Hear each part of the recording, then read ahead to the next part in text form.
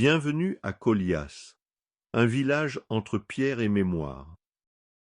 Il est impossible de dire précisément quand la vie humaine a commencé ici. Mais il y a 20 000 ans, les hommes étaient déjà présents, ornant la grotte de l'abbé Bailleul. Plus près de nous, les Gaulois ont bâti des villages perchés, des oppidas, aujourd'hui disparus. Des traces d'une grande ferme gallo-romaine ont été retrouvées autour de la Gaute, à quelques centaines de mètres du village. Les traces d'un village du 8e siècle, construit en matériaux périssables, ont été retrouvées plus loin. Colias n'existe pas encore.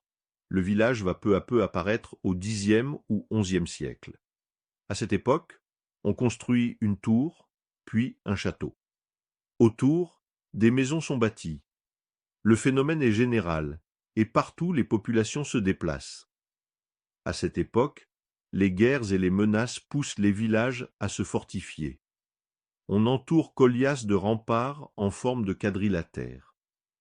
Au centre, on devine encore aujourd'hui une structure plus ancienne, de forme ovoïde, typique des villages du XIIe ou XIIIe siècle. Le village se développe au fil des siècles, structuré par la Grand-Rue.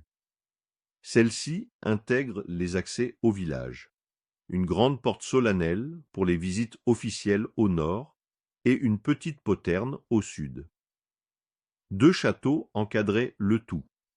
L'un appartenait au seigneur d'Uzès, l'autre à l'évêque de la même ville, les personnages les plus puissants de l'Uzège.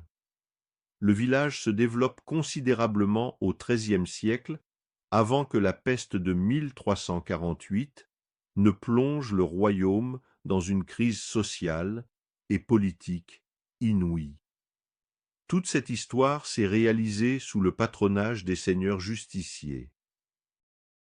L'un d'entre eux, Pierre-Henri de Montpezat, a laissé ses mémoires écrites dans les années 1760.